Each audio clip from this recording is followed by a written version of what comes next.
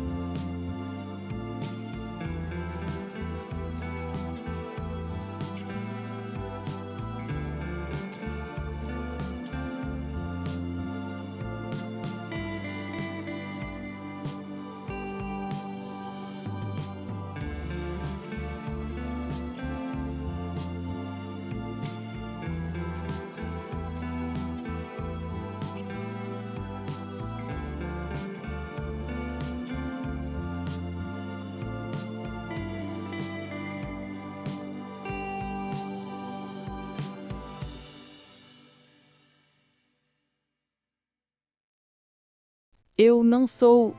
Comecei e parei. Eu ia dizer, eu não sou confiável. Mas era isso mesmo que eu queria dizer?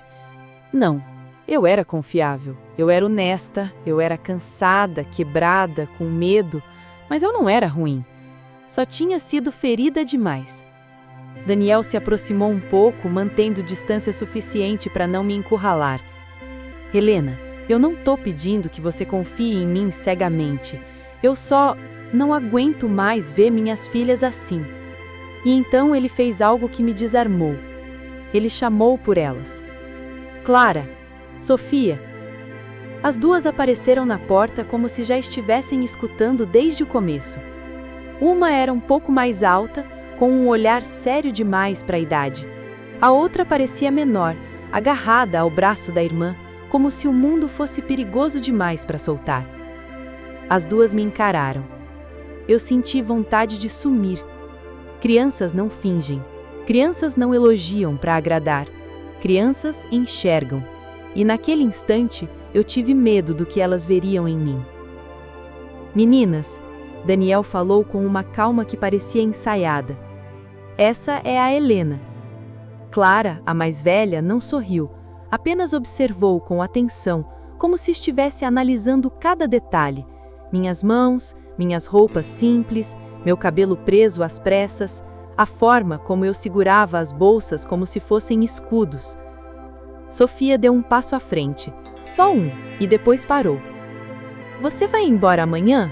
Ela perguntou. A pergunta atravessou meu peito como uma lâmina. Eu olhei para Daniel. Ele fechou os olhos por um segundo, como se aquela frase confirmasse um medo antigo. Eu engoli em seco, tentando não demonstrar o tremor na minha voz. Eu não sei.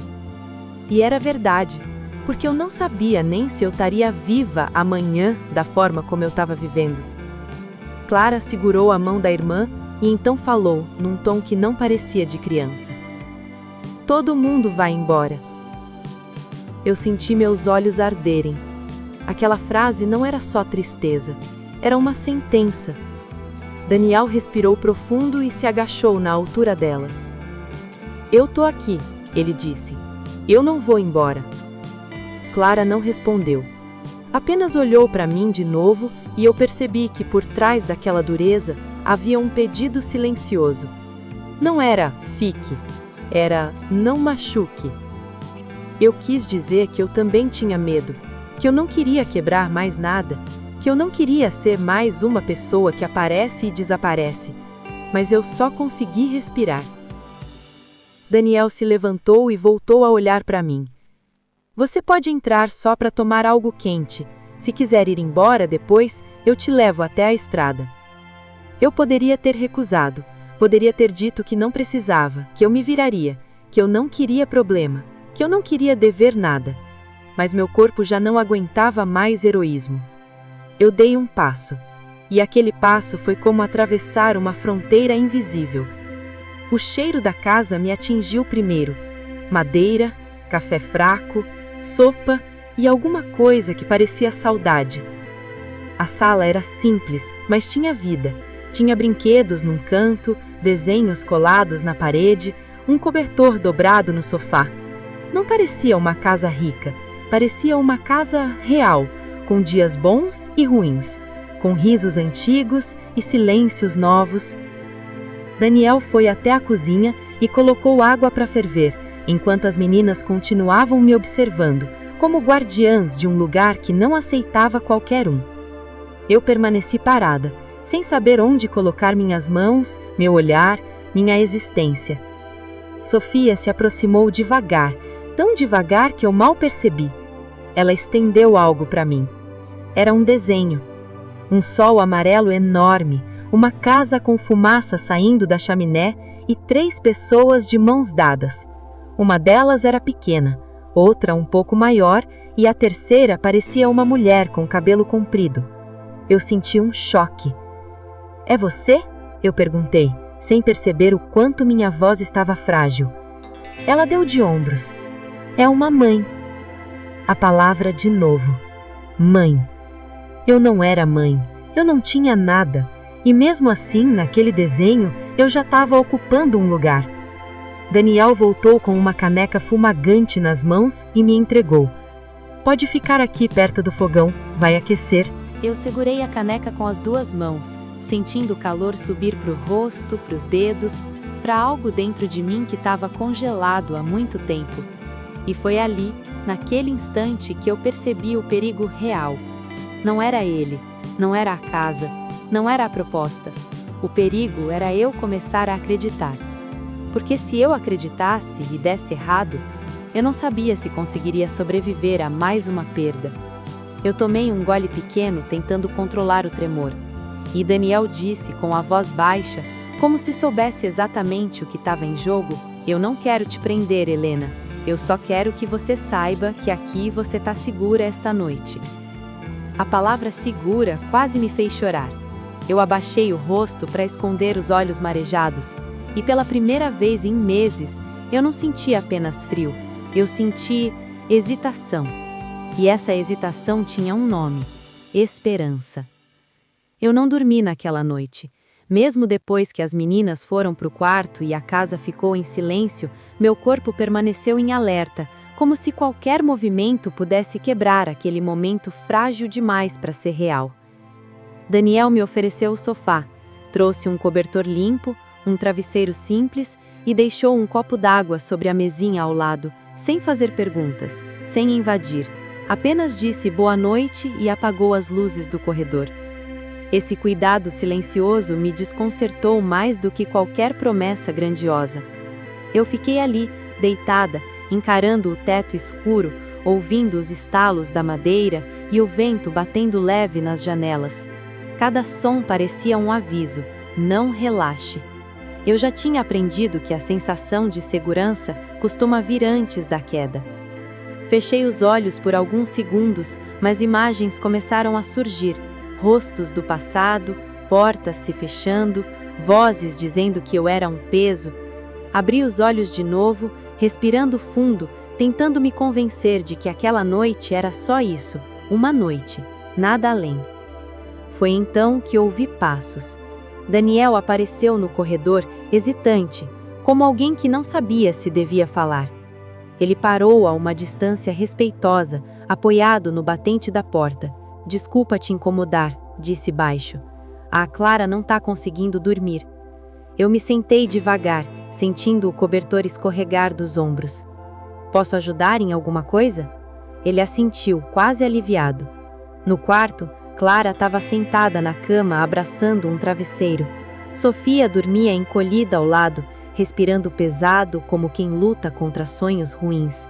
A luz do abajur criava sombras suaves nas paredes, e o cheiro de sabonete infantil me trouxe uma lembrança distante de algo que eu nunca tive, mas sempre imaginei. Daniel explicou em poucas palavras. Adentro das meninas, a Clara tem pesadelos desde que a mãe se foi. Às vezes só quer alguém ali.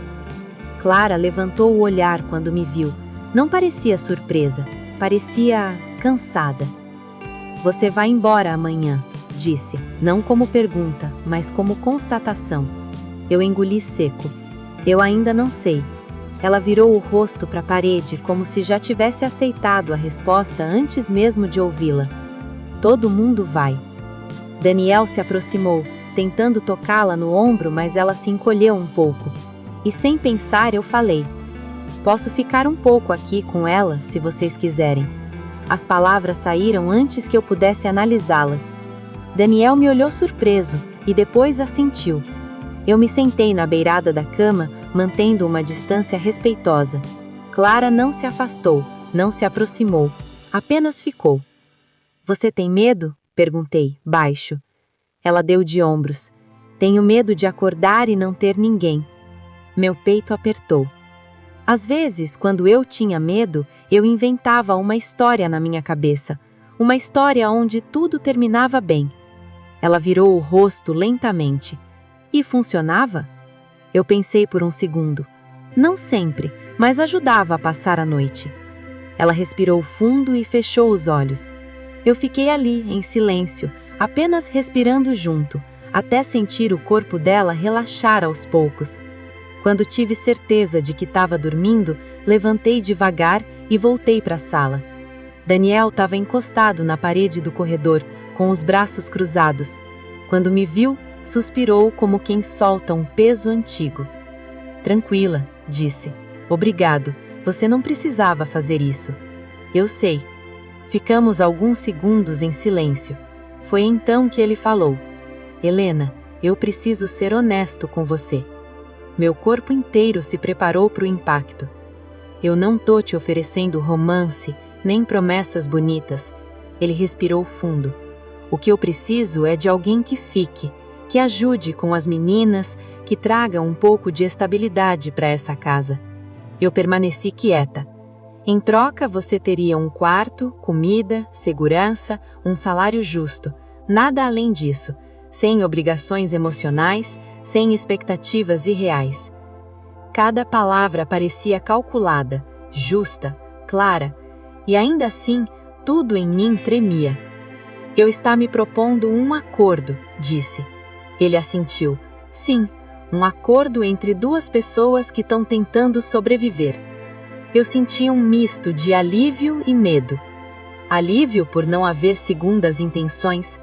Medo por saber que mesmo acordos podem quebrar corações.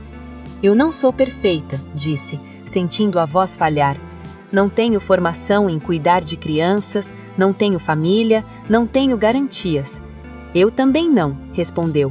Mas tenho 2 filhas que precisam de alguém que não vá embora na primeira dificuldade. A frase ficou suspensa no ar. Eu pensei em tudo o que eu perdia, em todas as portas fechadas, em todas as noites frias.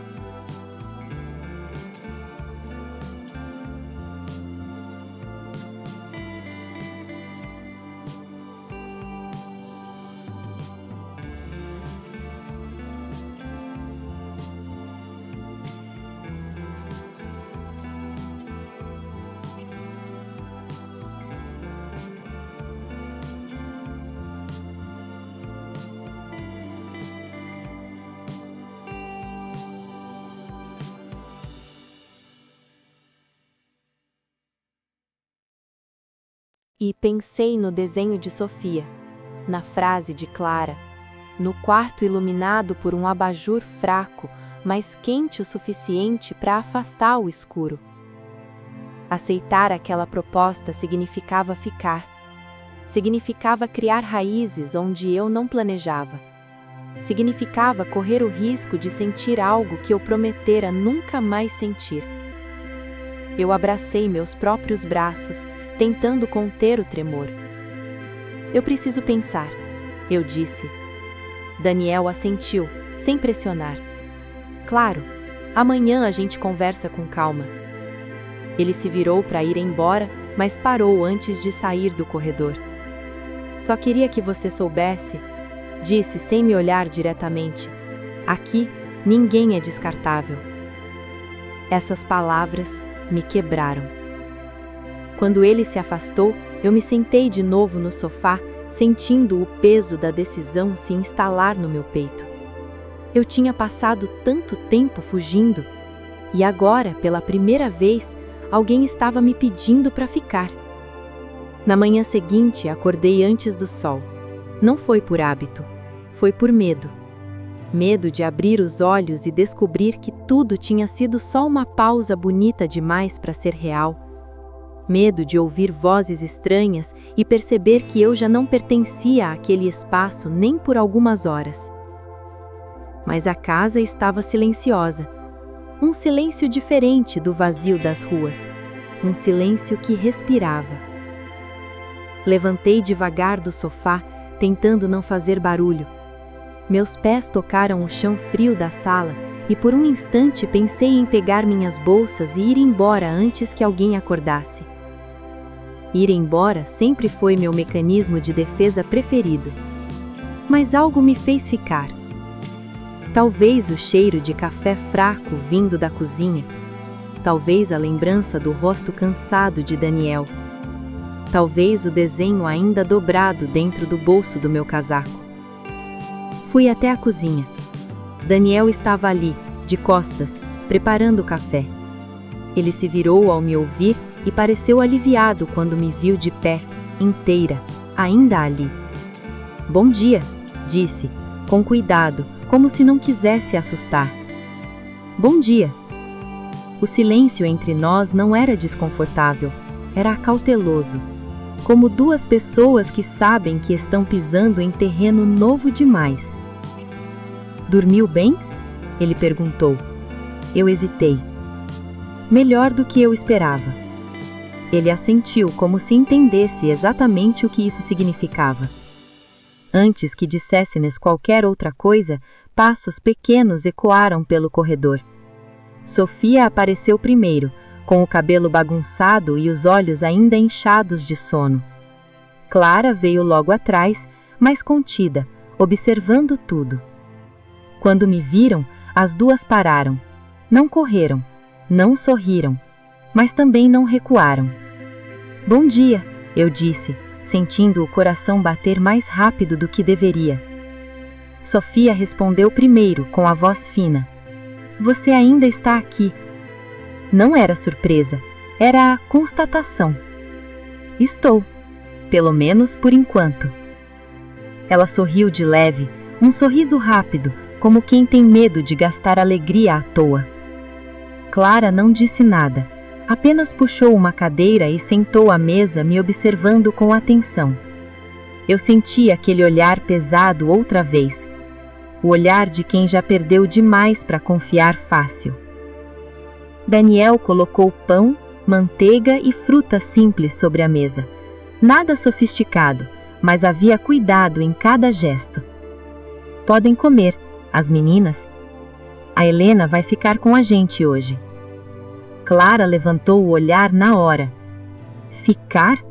Como? A pergunta não era curiosidade, era defesa. Eu respirei fundo. Ainda estamos decidindo, respondi, com honestidade, mas hoje eu fico. Ela me encarou por alguns segundos longos demais para uma criança, depois voltou a olhar para o prato. Hoje não é para sempre, murmurou. A frase doeu mais do que eu esperava. Depois do café, Daniel saiu para cuidar dos afazeres da fazenda. Antes de sair, ele parou perto da porta e disse: Eu volto no fim da tarde. Qualquer coisa, ele fez um gesto vago com a mão. Vocês se viram. Era uma confiança simples, sem discurso, e isso me deixou mais nervosa do que qualquer supervisão. Quando a porta se fechou, ficamos nós três. O silêncio voltou, mas tinha peso. Sofia desenhava no chão da sala, Clara fingia ler um livro, mas seus olhos me seguiam a cada movimento. Vocês gostam de desenhar? Eu perguntei, tentando quebrar o gelo. Sofia assentiu animada. Eu desenho casas, porque casas não vão embora. Eu engoli seco. Posso desenhar com você? Ela abriu espaço no chão sem pensar duas vezes. Clara hesitou, mas acabou se aproximando também, sentando um pouco afastada. Passamos um tempo assim, em silêncio, desenhando, compartilhando lápis de cor gastos e folhas já usadas.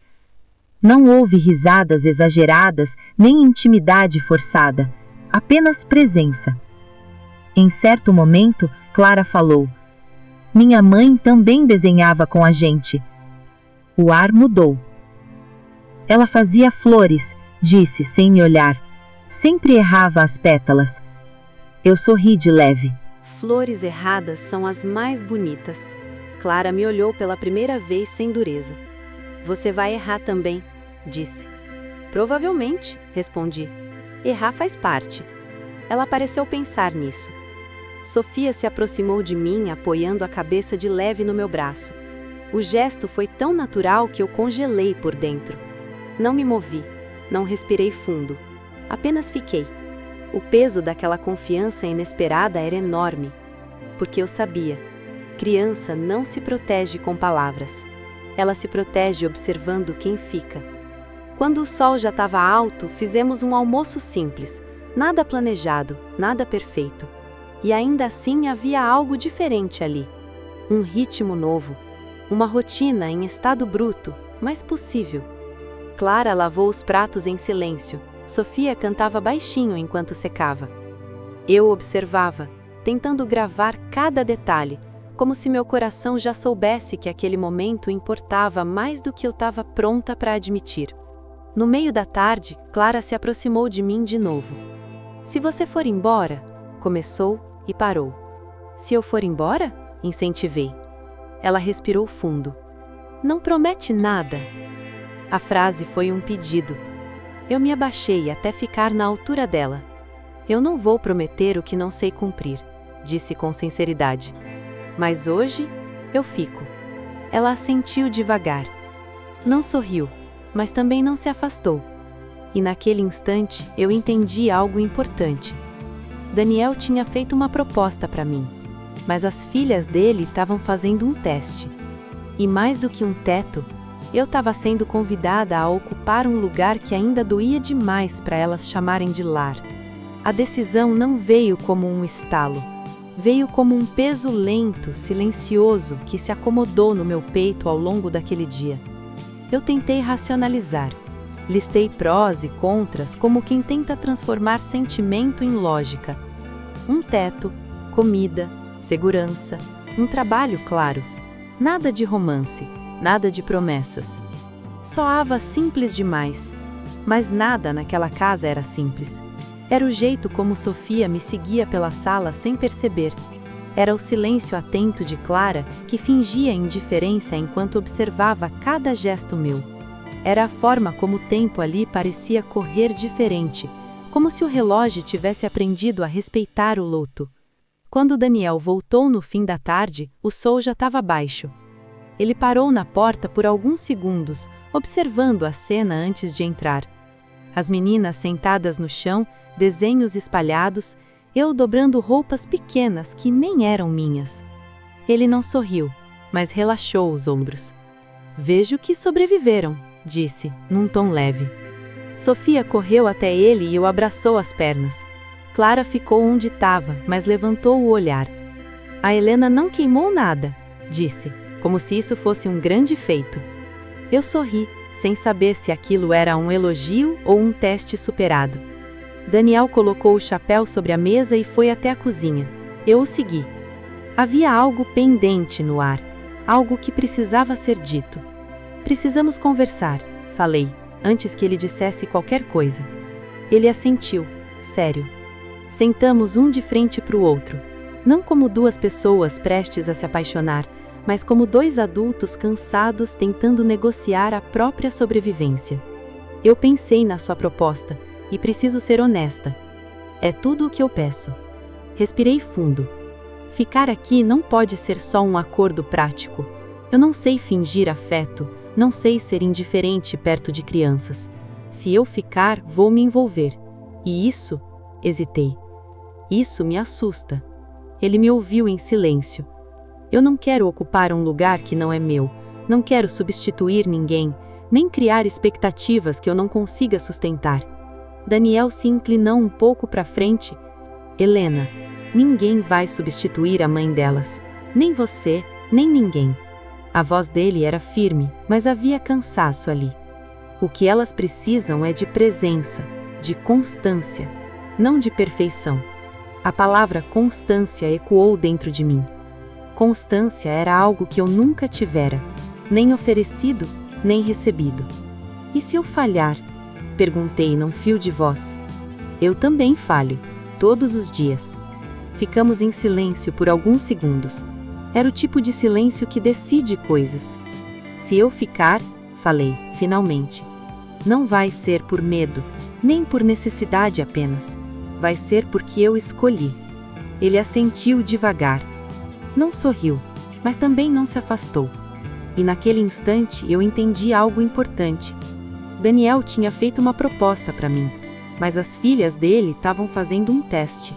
E mais do que um teto, eu estava sendo convidada a ocupar um lugar que ainda doía demais para elas chamarem de lar. A decisão não veio como um estalo. Veio como um peso lento, silencioso, que se acomodou no meu peito ao longo daquele dia. Eu tentei racionalizar. Listei prós e contras como quem tenta transformar sentimento em lógica.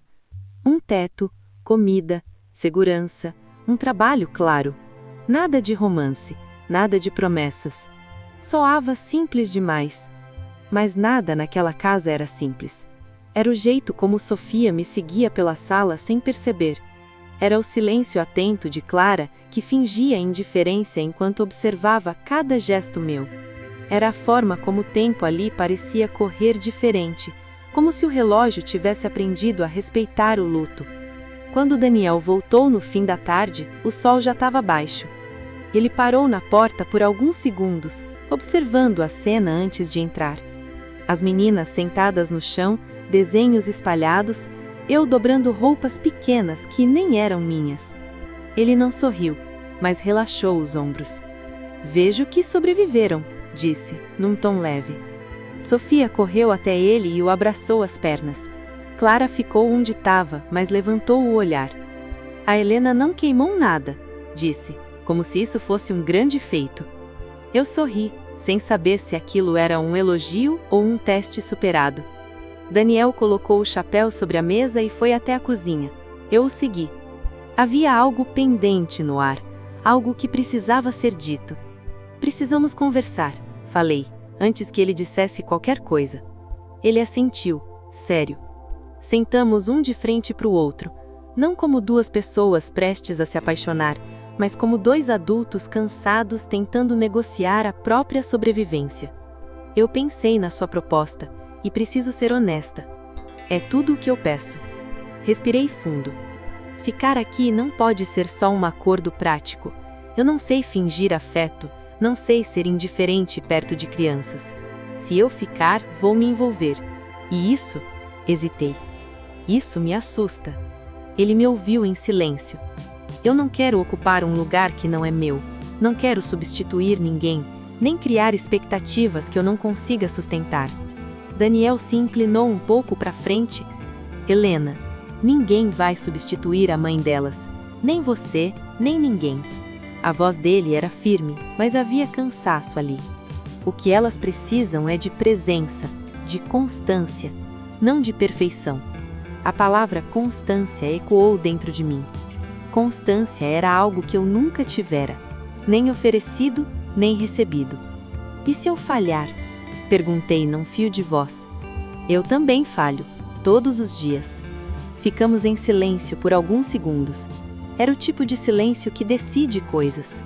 "Se eu ficar", falei, finalmente, "não vai ser por medo, nem por necessidade apenas. Vai ser porque eu escolhi." Ele assentiu devagar. Não sorriu, mas também não se afastou. E naquele instante eu entendi algo importante. Daniel tinha feito uma proposta para mim, mas as filhas dele estavam fazendo um teste. E mais do que um teto, eu estava sendo convidada a ocupar um lugar que ainda doía demais para elas chamarem de lar. Naquela noite, quando me deitei no quarto que agora era meu, pequeno, simples, mas meu, eu entendi que a parte mais difícil não tinha sido aceitar a proposta. Tinha sido aceitar que eu ainda era capaz de escolher ficar. E pela primeira vez em muito tempo, o medo não venceu. No dia seguinte, acordei com o som que não conhecia, mas que estranhamente não me assustou. Era o barulho da vida acontecendo cedo demais. Passos firmes do lado de fora, o ranger distante de uma porteira, o mugido baixo de algum animal ao longe. O cheiro de terra molhada entrou pela janela entreaberta antes mesmo de eu abrir os olhos. Por alguns segundos fiquei parada na cama, tentando lembrar onde eu estava e quem eu era agora. Aquele quarto não era um abrigo improvisado, era um quarto de verdade. Pequeno, simples, com móveis antigos e uma colcha clara dobrada com cuidado.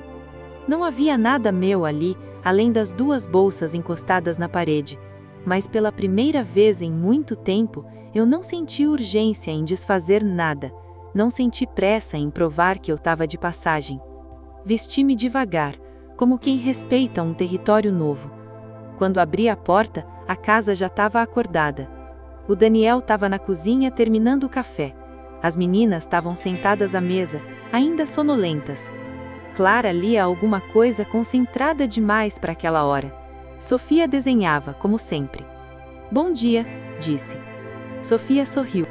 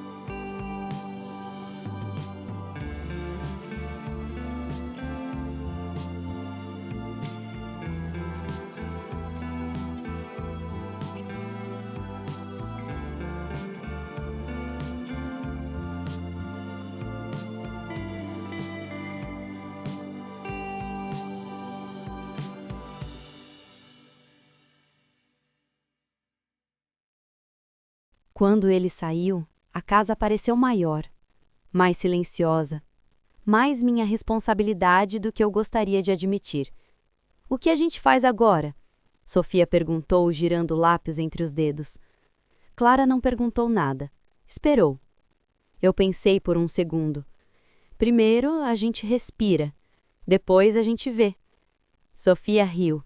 Clara revirou os olhos, mas um canto da boca se moveu quase imperceptivelmente. Começamos pelo básico: arrumar camas, abrir janelas, deixar o sol entrar. Eu não mandava, não organizava demais. Observava, aprendia o ritmo delas, o que gostavam, o que evitavam. Sofia falava muito. Clara falava pouco, mas escutava tudo. Em determinado momento, Clara se aproximou da porta da frente e ficou ali, parada. Você não sabe lidar com galinhas, disse sem me olhar. Não mesmo, respondi. Elas sabem lidar comigo? Ela quase sorriu. Talvez. Saímos para fora. O sol já estava mais alto. O campo se abria em uma imensidão que eu não sabia nomear. Não era bonito como em revistas. Era bruto, real, imperfeito. As galinhas se espalharam quando nos viram. Sofia correu atrás delas, rindo. Clara caminhou com mais cuidado, observando. Minha mãe não gostava disso, ela disse de repente. Ela dizia que sujava o sapato. Eu parei ao lado dela. E você? Eu gosto, respondeu, mas não falo isso. Eu entendi mais do que ela imaginava. No almoço fiz algo simples, arroz, legumes, nada especial. Mas sentamos juntos, sem pressa, sem televisão ligada, sem silêncio forçado. Depois, enquanto Sofia dormia no sofá, Clara sentou ao meu lado com um caderno. Você pode me ajudar? Perguntou, sem levantar os olhos. Posso tentar. Ela empurrou o caderno na minha direção.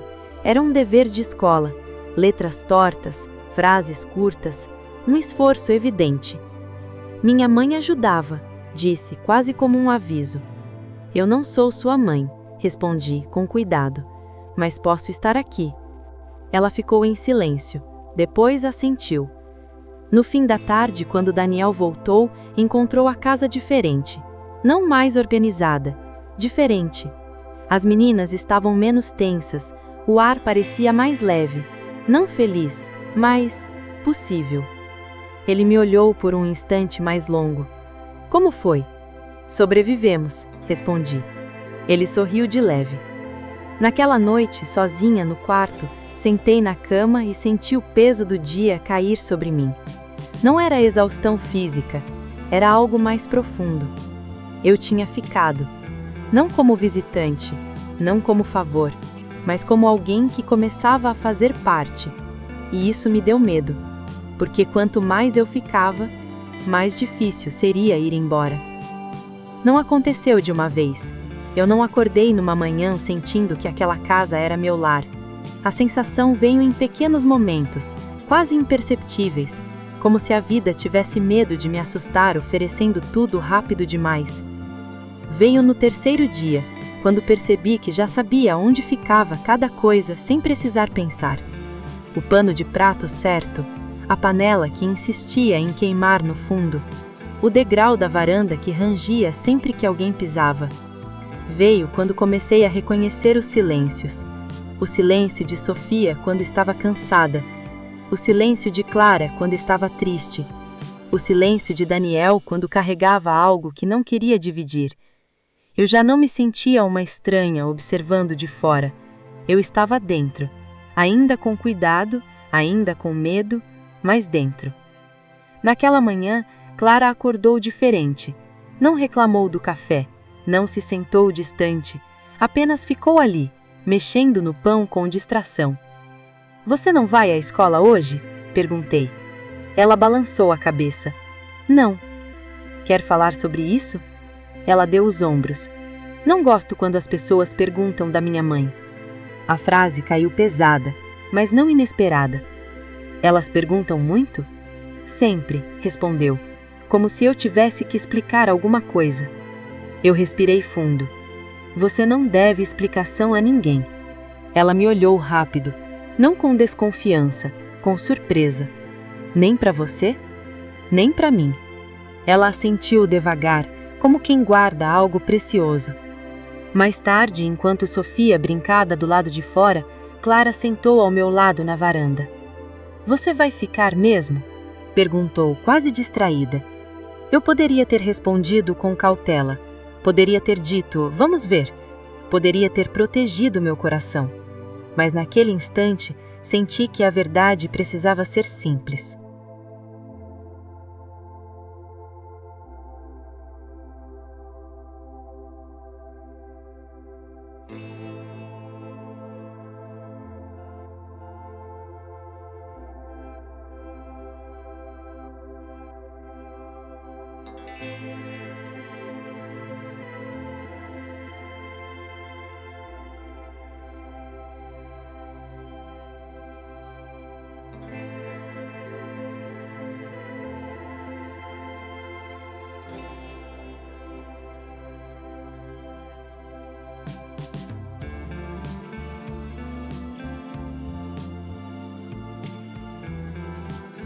"Estou ficando", disse.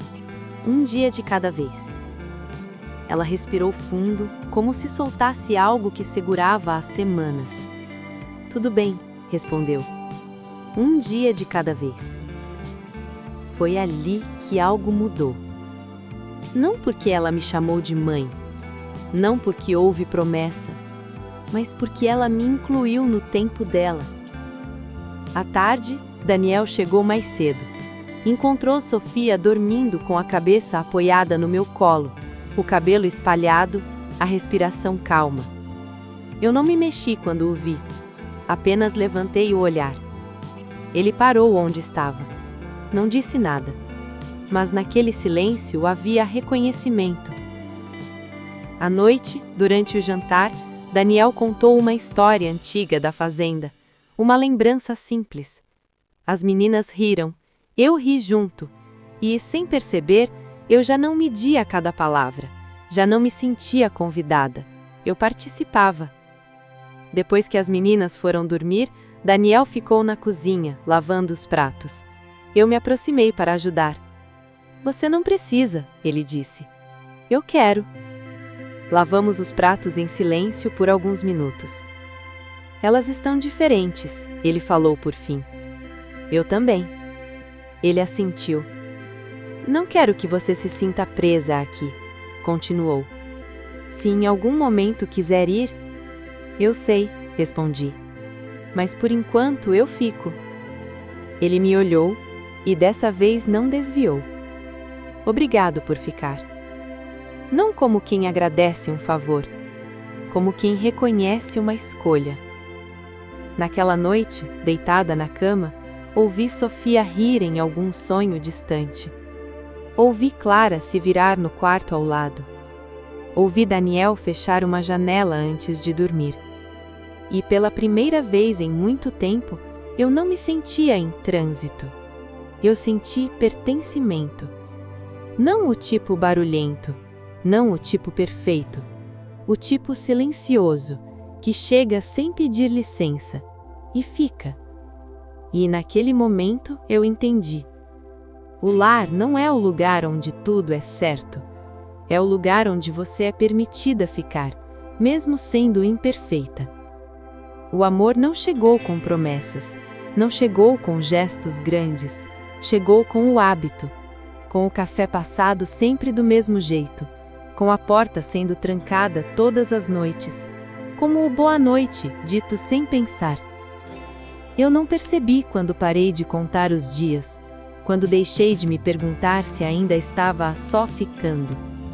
Um dia acordei e entendi que aquela já era a minha rotina, e isso não me assustou. Daniel continuava respeitoso, distante no sentido certo. Nunca atravessou uma linha que eu não tivesse autorizado primeiro. Mas havia algo novo no ar, algo que crescia nos silêncios compartilhados. Era no modo como ele me observava quando achava que eu não estava olhando, no cuidado com que falava comigo na frente das meninas, no jeito como esperava que eu me sentasse à mesa antes de começar a comer. Nada era dito, mas tudo era sentido. As meninas também perceberam. Sofia começou a me chamar para dormir com ela quando tinha pesadelos. Não dizia como a mamãe fazia. Apenas estendia a mão, confiante de que eu entenderia. Clara mudou mais devagar, mas mudou. Um dia, enquanto dobrávamos roupas juntas, ela disse: "Você fica."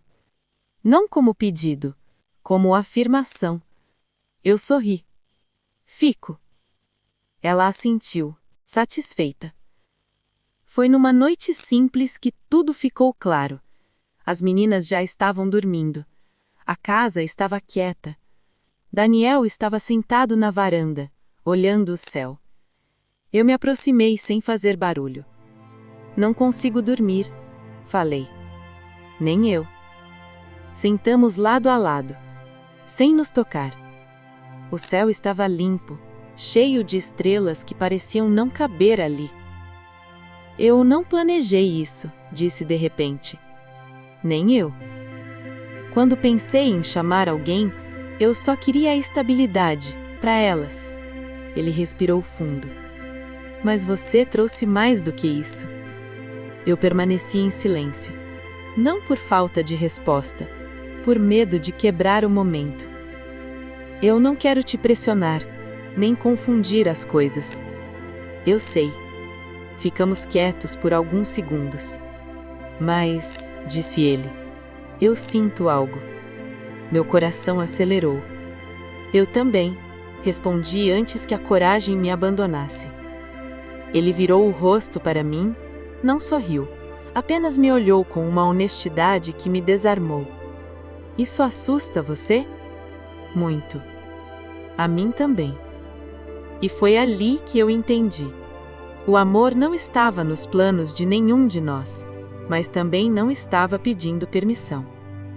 Não houve beijo naquela noite, não houve declaração, houve escolha. Ele segurou minha mão, eu deixei. E aquele gesto simples carregava tudo o que não sabíamos dizer ainda. Quando fui dormir, senti algo diferente. Não era euforia, não era medo, era calma. Porque o amor que nasce devagar, ele não grita, ele fica. O medo não chegou como um aviso, chegou como um sussurro. No começo era só um pensamento rápido no meio da rotina, "e se?", que surgia quando tudo estava calmo demais. Eu já tinha aprendido que a paz para mim sempre vinha acompanhada de prazo. E quanto mais eu me sentia parte daquela família, mais esse medo crescia. Começou pequeno, uma noite em que Daniel demorou a voltar e eu me peguei imaginando cenários que não existiam. Um comentário atravessado de Clara num dia difícil, um silêncio mais longo do que o normal à mesa. Nada grave, mas o suficiente para ativar algo antigo dentro de mim. Eu passei a observar demais, a medir palavras, a controlar gestos. Queria evitar qualquer coisa que pudesse colocar tudo em risco. E foi assim que comecei, sem perceber, a me apagar um pouco. Daniel notou. Você está distante, ele disse uma noite, quando as meninas dormiam. Só cansada. Era meia verdade. A pior delas. Helena, ele se aproximou. Eu não vou embora. A frase, que deveria ter me tranquilizado, fez meu peito apertar. Todo mundo vai, respondi, antes de conseguir me conter. Ele me olhou com atenção. Quem te fez acreditar nisso? Eu não respondi. Não porque não tivesse resposta, mas porque tinha muitas. Nos dias seguintes, Clara ficou mais fechada. Sofia começou a pedir minha presença com mais frequência, como se sentisse algo fora do lugar. Uma tarde, Clara explodiu. Você vai embora também, gritou do nada quando eu disse que precisava sair para resolver algo. A frase me atingiu como um soco. Por que você diria isso? Perguntei, tentando manter a calma. Porque todo mundo vai, ela repetiu com os olhos cheios d'água. Eu me abaixei na frente dela. Olha para mim, pedi. Eu não tô indo embora agora. Agora não é para sempre, ela respondeu. Aquela era a ferida dela, e também a minha. Naquela noite não consegui dormir. Fiquei sentada na cama, abraçando os joelhos, sentindo o medo crescer como uma maré silenciosa. O medo de amar, o medo de confiar, o medo de perder tudo de novo. Daniel entrou no quarto sem bater, com cuidado. Não posso ver você assim e fingir que tá tudo bem, disse. Eu respirei fundo. Eu não sei fazer isso sem me machucar, confessei. Toda vez que algo começa a dar certo, eu espero a queda. Ele se sentou na beira da cama, mantendo uma distância respeitosa.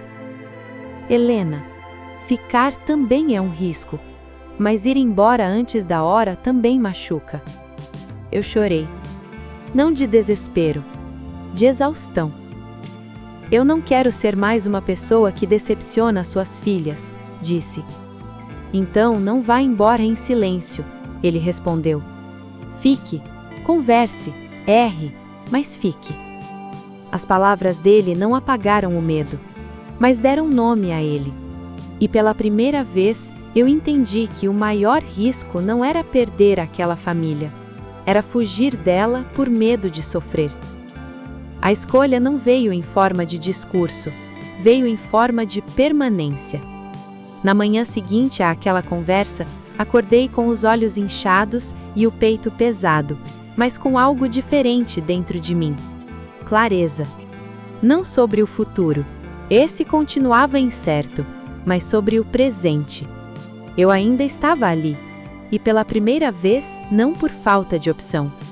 Preparei o café como sempre. Sofia apareceu sonolenta, se enroscou em mim sem pedir licença. Clara sentou à mesa em silêncio, observando. Daniel entrou logo depois, me olhou com atenção, como quem pergunta sem palavras. Você ficou? Eu fiquei. O dia seguiu simples demais para parecer decisivo, e talvez por isso mesmo tenha sido. À tarde, Clara me chamou para conversar. Não na sala, não na cozinha, do lado de fora, perto da cerca. Se você for embora um dia, começou, escolhendo as palavras com cuidado. Você vai avisar? Meu coração apertou. Vou, respondi. Eu prometo avisar. Ela assentiu, satisfeita. Então tudo bem. Era isso. Não um pedido para ficar para sempre, mas um pedido para não desaparecer. Naquela noite, depois que as meninas dormiram, Daniel e eu ficamos sentados na cozinha. A luz era fraca, o silêncio confortável. Eu não sei o que é isso, não sei onde vai dar. Nem eu, ele respondeu. Mas sei que não quero que você vá embora por medo. Eu respirei fundo. Então eu fico, disse. Não por obrigação, não por necessidade. Fico porque escolhi. Ele segurou minha mão com firmeza, e dessa vez não soltou. A escolha final não foi sobre promessas, foi sobre presença. E naquela noite, ao apagar a luz do quarto, eu soube. Eu não estava mais fugindo. A família não nasceu de um pedido. Nasceu de um hábito. De acordar todos os dias no mesmo lugar. De saber onde cada um deixava os sapatos. De reconhecer o humor uns dos outros sem precisar perguntar. Eu percebi isso numa manhã qualquer, quando Sofia me chamou da cozinha. "Mãe!", ela disse, distraída, e parou no meio da palavra. O silêncio caiu pesado. Ela me olhou assustada, como se tivesse cometido um erro irreversível. "Desculpa", murmurou. Eu me agachei na frente dela, com o coração acelerado. "Não precisa pedir desculpa." "Eu não quis", ela tentou explicar. "Eu sei", interrompi com suavidade. "Você não fez nada de errado." Ela me abraçou forte, como se tivesse esperado permissão para aquilo. Clara observava tudo de longe. Não disse nada, mas mais tarde, enquanto dobrávamos roupas, ela comentou: "Ela não esqueceu da nossa mãe." "Nem você", respondi. "Nem eu." A família que se formava ali não apagava ninguém. Não substituía histórias, ela se somava. Daniel também mudou. Ele passou a se permitir mais, a rir alto de vez em quando, a sentar no chão com as meninas, a dividir decisões pequenas comigo como se isso fosse natural. "O que você acha?", ele perguntava. E eu percebia, minha opinião importava. Criamos rituais sem combinar. O jantar de sexta mais demorado, o desenho antes de dormir, o silêncio respeitado quando alguém precisava ficar quieto. Não era perfeito.